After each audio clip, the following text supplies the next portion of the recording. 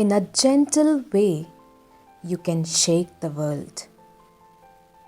There are very few people who have demonstrated such vigor and strength as Gandhi did.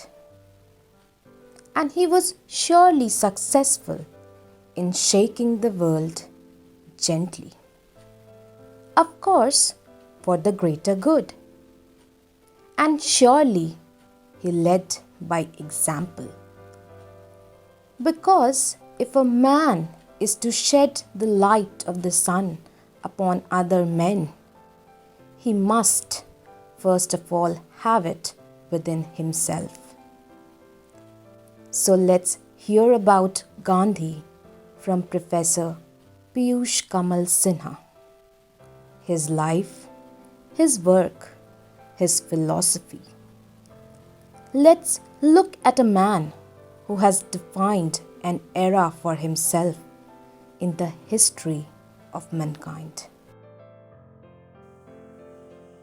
It has never been easy to write or speak about Mahatma Gandhi.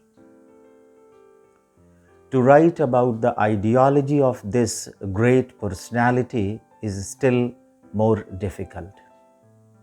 I shall therefore begin my talk with the observation of Romeo Roland, a French writer who received the Nobel Prize for Literature in 1915 after the publication of his major work, Jean Christophe. What he says about Gandhi is quite remarkable.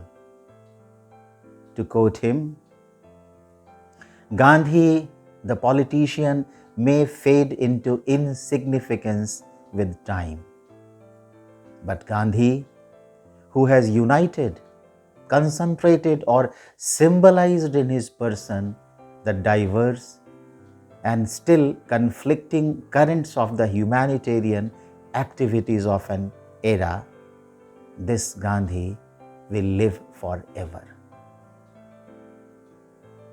This observation beautifully explains why Gandhi is relevant today and will continue to remain relevant even in the future. The personality of Mahatma Gandhi had several facets. I shall speak about a few of them. He might not have been an internationalist, but he was a nationalist of the greatest and loftiest kind. A kind which served as a model for all the petty nationalisms of contemporary Europe. He was an idealistic nationalist who wanted his nation to be the greatest in spirit. He wanted his motherland to dominate over the world by her moral grandeur. But at the same time, she must maintain fraternal relations with the rest of the world. In 1922, Romeo Roland thus wrote to Ganeshan, the Madras publisher who was publishing Gandhi's collected articles called Young India. I quote, Gandhi is less an internationalist than an idealistic nationalist. I see in him the highest and purest type of spiritualized nationalism, a type which could well be offered as a model to the egoistic and materialized nationalisms of present-day Europe. It is noteworthy that Gandhi declared that he would never give his daughter in marriage to a Muslim, even to the one he most highly esteemed. Nor did he admit the least weakening in the Hindu religion. He went so far as to say that he would not kill a cow to save a man. This was not his respect for all animal life. It was due to the special cult of the cow.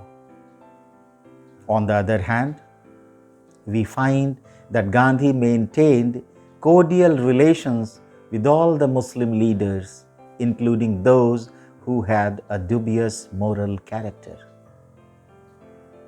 He took them as allies and spoke of them with the most affectionate esteem because he considered them indispensable to the great work of Indian unification. This was the reason why he supported the Muslims in their Khilafat movement. Gandhi had a practical realism which is almost disconcerting in the context of his idealism. Once a Frenchman, Paul Richard, who knew Gandhi well and had stayed in his ashram, had a little debate with him in the period immediately preceding his arrest in March 1922. He asked Gandhi, "Suppose a bloody revolution was to break out in England and the liberty of your people were to come out of it. What shall you do?" Gandhi replied, "I should prevent the revolution." Paul Richard, like many other Indian leaders, had failed to understand Gandhi's attitude after the events of Chauri Chaura, when he stopped the movement he had initiated. Gandhi had firm faith that Indian people would achieve ideal pacifism by all means, because as he believed that it was the very essence of the Indian race never to oppose violence by violence. He considered non-resistance as a great force against which all invasions in the past had shattered themselves. But non-resistance was conceived as a principle of conscious action by Gandhi. There may be two types of pacifism. One, pacifism by renunciation out of impoverished vitality, and two, pacifism by calm trust in one's strength out of superabundance of vitality.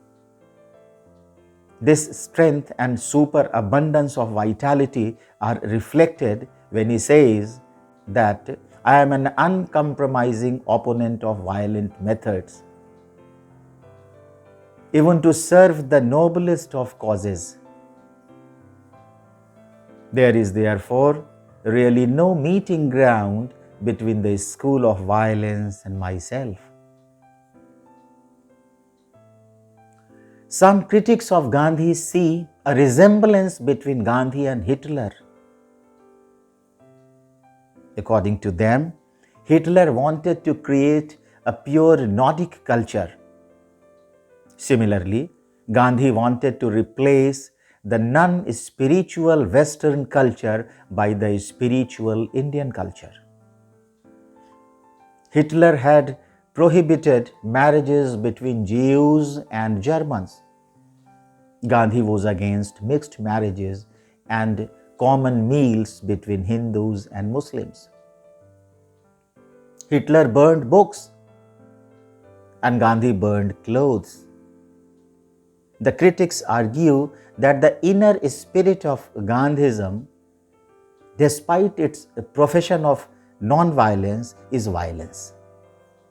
They say that Gandhi created an illusion in many minds using his non-violence. People hardly realize that Gandhi's non-violence is a mantle that covers the maximum of social violence. The critics of Gandhi, however, fail to appreciate that Gandhi's non-violence was heroism of non-acceptance. Even leaders like Lala Lajpat Rai, whose temperament was inclined to violence, justify Gandhi. He rightly said that non-acceptance was the most powerful weapon in the fight for freedom. According to him, it was practically impossible for India, deprived of arms and ammunition, to oppose British domination by violent means. Gandhi is widely criticized for his mistrust of science. According to his critics, Gandhi considered science as fundamentally diabolical. They say that Gandhi never considered science as the living spirit of God. But as we see, the mind of Gandhi was essentially practical, and he dealt with the most intricate problem of modern times. There is no doubt that at times Gandhi appeared as being medieval in his conception of life. But in several other ways, he had gone further even than the science and thought out on scientific lines the problems of the future. In this sense, he was ultra-modern. Some of Gandhi's critics see him as a pro-capitalist. Some others say that communism was completely beyond the mental horizon of Gandhi. I shall, however, submit that Gandhism and communism cannot be treated as mutually exclusive. They are not antagonistic to each other.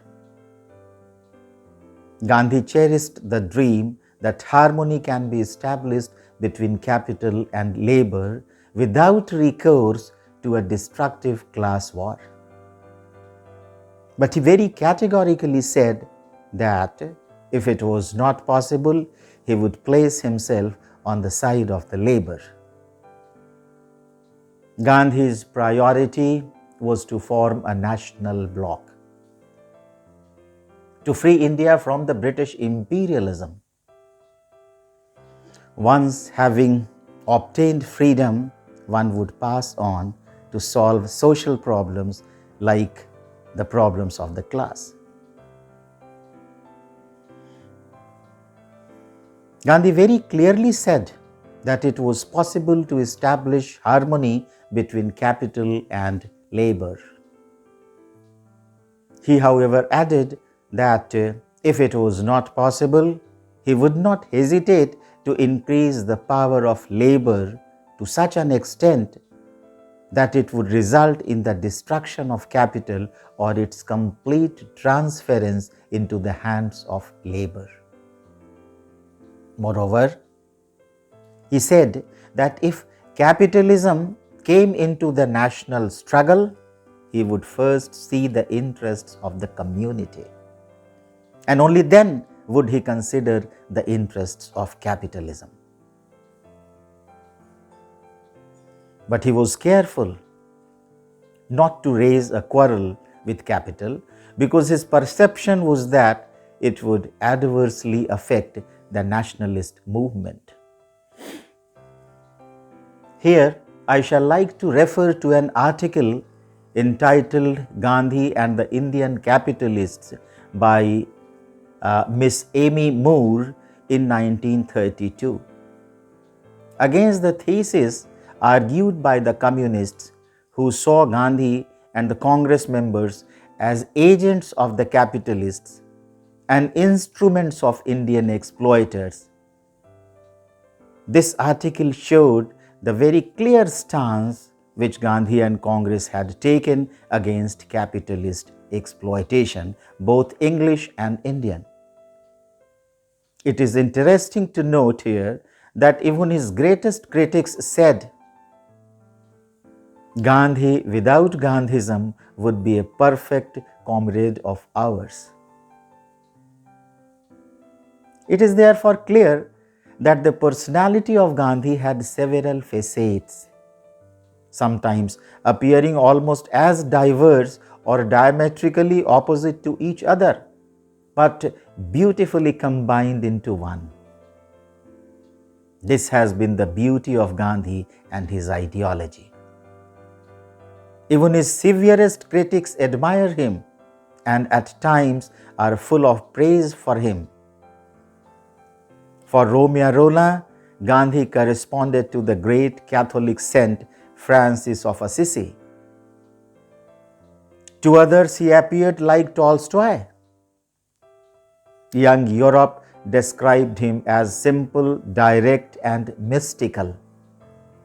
But most of all, and in my opinion, Gandhi was a common man. He identified himself with the suffering masses. This was the main reason why Gandhi had a magnetic effect on people. A good aspect of Gandhi's personality, mentioned specifically by Ramanand Chatterjee, the director of Modern Review, was that he was charming and mischievous in conversation with a good sense of humor.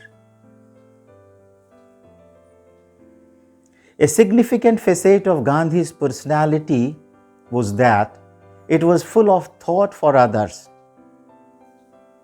and there was no thought of self at all. For Gandhi, it was the passion for others which was supreme, the passion to serve. C.F. Andrews, who had been with Gandhi in his illness in 1924, says that even in his illness, all the patients near his bed were thought of by Gandhi night and day. The nurse must be cared for if she looked overtired.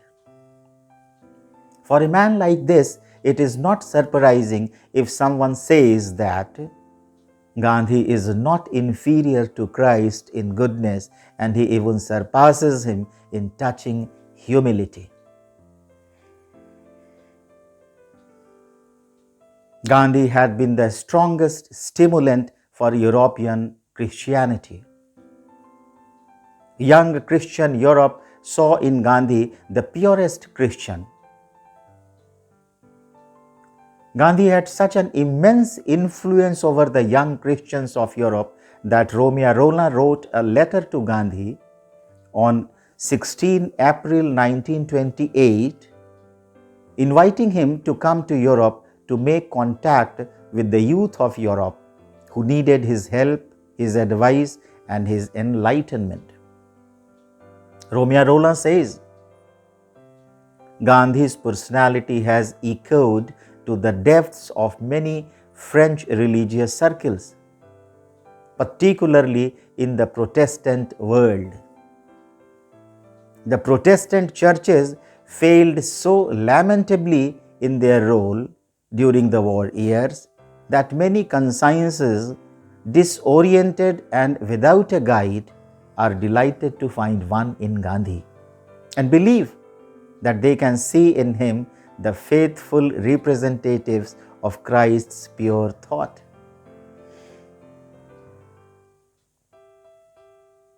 Thus, Gandhi, whose intellectual horizons stretched far beyond India, who had acquired a comprehensive vision of the world, had conceived serious doubts about the future of humanity. Mankind seemed to him to be going through a perilous crisis in which there was no guarantee that the most precious human values would survive. This thought allowed him no peace. And though Gandhi addressed himself to India, he was thinking of all mankind which India must save. Thank you very much.